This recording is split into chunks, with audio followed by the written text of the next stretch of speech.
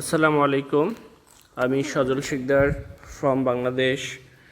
আপনাদেরকে আজকে আমরা নিয়ে যাব থাইল্যান্ডের পাতায়া থেকে কোরাল আইল্যান্ড। আমাদের সাথেই থাকুন, আমরা আপনাদেরকে তথ্য দিয়ে সহযোগিতা করব ইনশাল্লাহ। কিভাবে যাবেন, কতটুকু দূর, কত সময় লাগবে, কত টাকা ভাড়া পড়বে।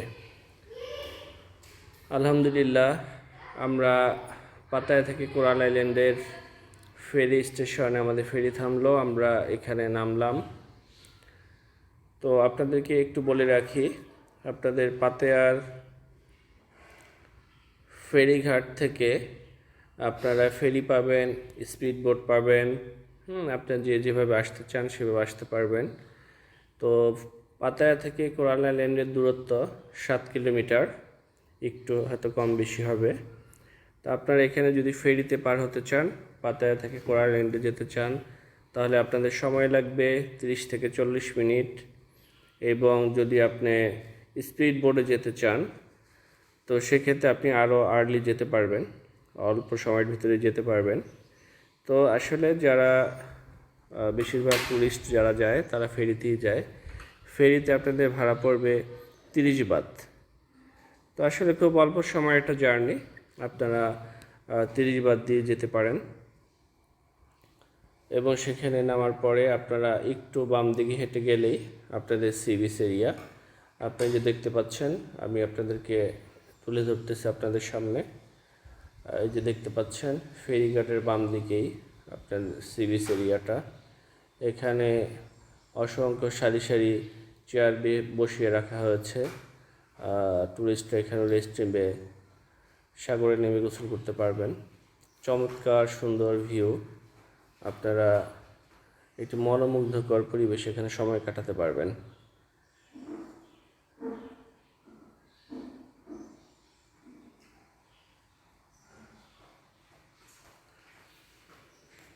অত্যন্ত সুন্দর একটি দ্বীপ, সাগরের মাঝখানে ছোট্ট একটি দ্বীপ। এখানে কিছু থাই আদিবাসী বাস করে। এখানে ছোট্ট একটি গ্রামও আছে। তো আমরা এখন চলে আসলাম একেবারে বিচে। আমরা আসলে হাঁটতে হাঁটতে অনেক টায়ার্ড। দেখতে পাচ্ছেন 7-Eleven, এটা একটি সুপার শপ। আমরা এখন এই সুপার শপ একটু ঢুকবো, আপনাদেরকে এই ফাঁকে একটু আশেপাশের অংশ ভিডিও করে দেখাই।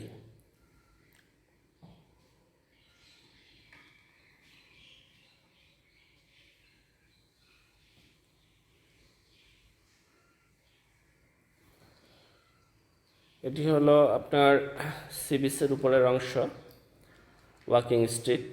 এখানে আশেপাশে আপনার কেনাকাটার জন্য কিছু ছোট ছোট শপ আছে, আপনার ছোট ছোট রেস্টুরেন্ট আছে। তো আমরা 7-Eleven ঢুকলাম, আমাদের যে ফ্রেন্ডরা আছে, আমরা এখন একটু ভিটামিন সি জাতীয় কোনো জুস নিব।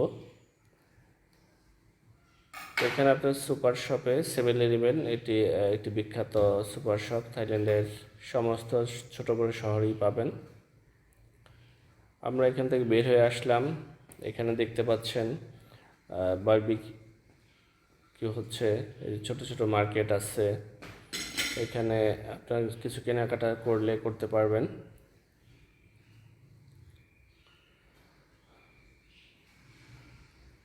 এটি একটি আপনার বিশেষ করে যারা বিদেশি টুরিস্ট আসে এখানে শাওয়ার করে সেখানে রেস্ট নেয়, বা একটু ড্রিঙ্কের ব্যবস্থা আছে। আমরা বাঙালিরা সাধারণত এখানে অভ্যস্ত না, তো আমরা এখানে ঢুকবো না। আমরা আপনাদেরকে একটু আশেপাশের এরিয়াটা ঘুরিয়ে দেখাই।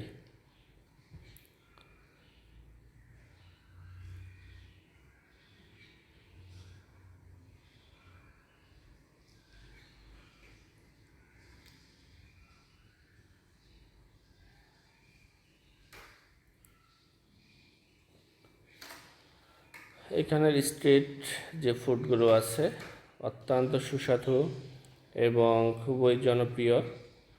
আপনারা ইচ্ছে হলে এখান থেকে আপনাদের পছন্দ মতো খাবার নিতে পারেন। আমরা এখন বিচ এরিয়াতে চলে আসলাম। আপনি দেখতে পাচ্ছেন অগণিত চেয়ার এবং ছাতা এখানে আছে। এখানে অ্যাকচুয়ালি আমরা দুপুরবেলা চলে এসেছি, তাই এখানে টুরিস্টের সংখ্যা একটু কম।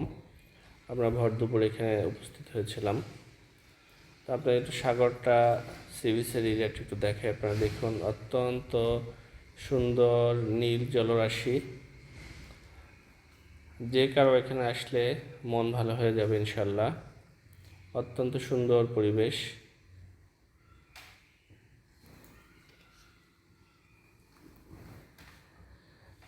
আমরা 3 জন এখানে এসেছি। আমাদের ফ্রেন্ড একজন দাঁড়িয়ে আছে। আমরা এখানে 3টা চেয়ার নিলাম।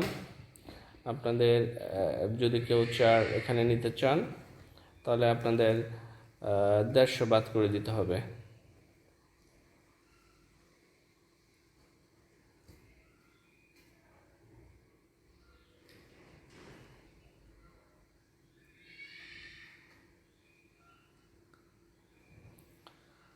সি বিচের সাথেই পাহাড় ঘেঁষা অনেক উঁচু উঁচু পাহাড় আপনারা দেখতে পাচ্ছেন। সি বিচের সাথেই পাহাড়, সবুজে ঘেরা সুন্দর পাহাড়। একদিকে সবুজের নীল জলরাশি, আরেকদিকে সবুজে ঘেরা পাহাড়। খুবই মনোমুগ্ধকর পরিবেশ। আপনারা যদি থাইল্যান্ডে আসেন ইনশাল্লাহ আপনাদের এখানে আসলে কোরাল আইল্যান্ড আসতে ভালো লাগবে। আপনারা কোরাল আইল্যান্ড আসতে পারেন। তবে একটা কথা আপনাদেরকে বলে রাখি, আপনারা যদি ফেরিতে যেতে চান আপনি বিকাল 5টার ভিতরেই আপনাকে আপনার সমস্ত ভ্রমণের সময়সূচি শেষ করে 5টার ভিতরে আপনাকে ফেরি ধরতে হবে, কারণ 5টার পরে আর ফেরি থাকে না। তো এই কারণে আপনারা ঠিক 5টার ফেরিটাই শেষ ফেরি, ওইটা ধরার চেষ্টা করবেন।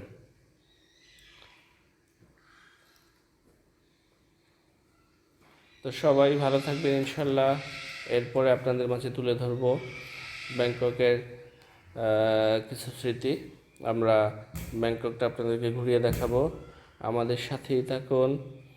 আর যদি ভালো লেগে থাকে তাহলে একটি লাইক দিন এবং সাবস্ক্রাইব বাটনে ক্লিক করে রাখুন।